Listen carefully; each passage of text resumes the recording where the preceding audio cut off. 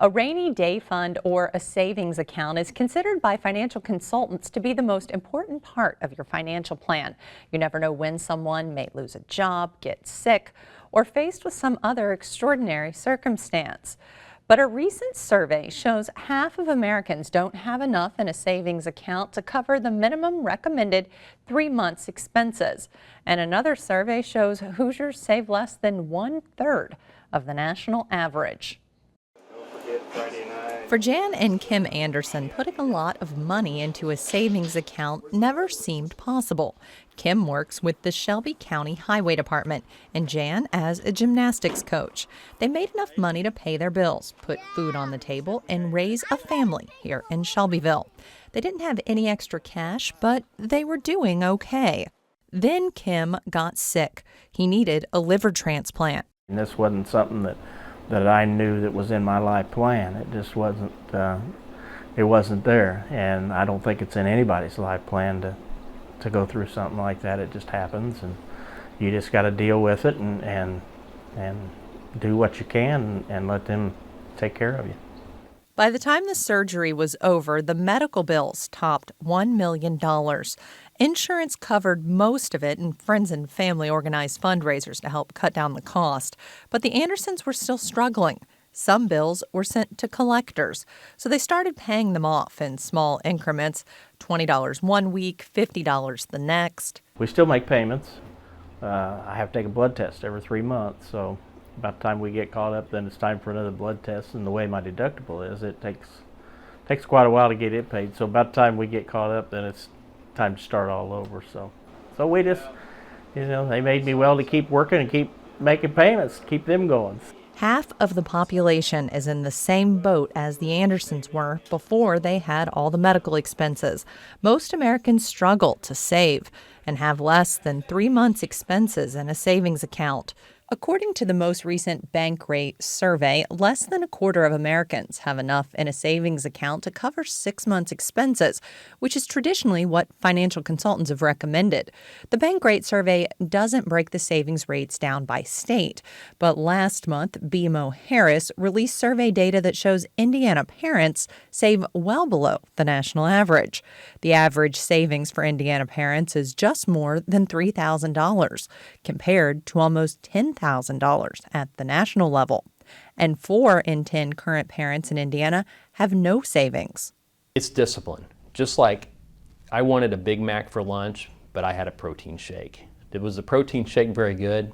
Probably not, but somehow mentally I convinced myself that that was a good thing to have for lunch. So it takes discipline, and not everyone has it. Not everyone has it, and unfortunately you can't change that. You can just continue to try to educate. Hayes has been in the financial consulting business for decades. He says it's difficult for people to sort out their priorities, what's most important: paying down debt, saving for your kids' college, preparing for retirement, or starting a rainy day fund. What gets people very discouraged is when they look at all of these things they should be saving for, and the money runs out before the month does. And where do you apply those funds? Hayes says the low savings rates cited in the bank's surveys don't include what people are investing in employee-sponsored plans, such as 401ks.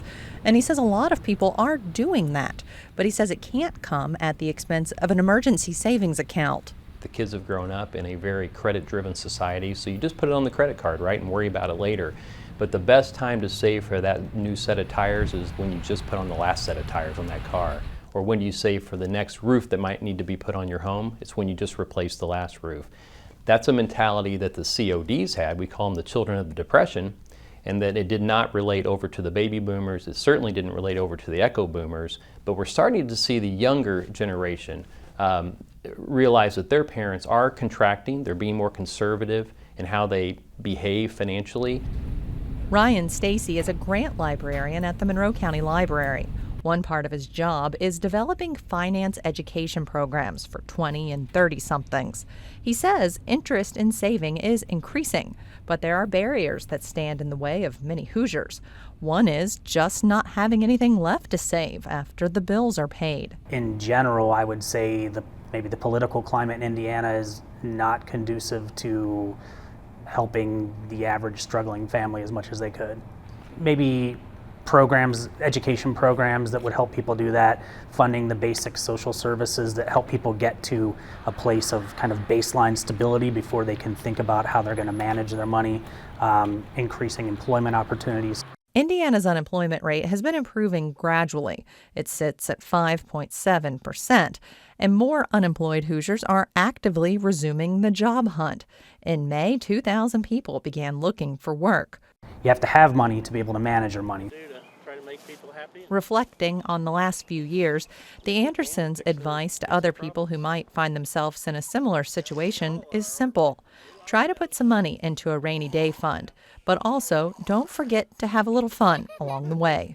Try to save as much money as you possibly can, and even though you're trying to save that money, don't forget about family time, and it's not all about work.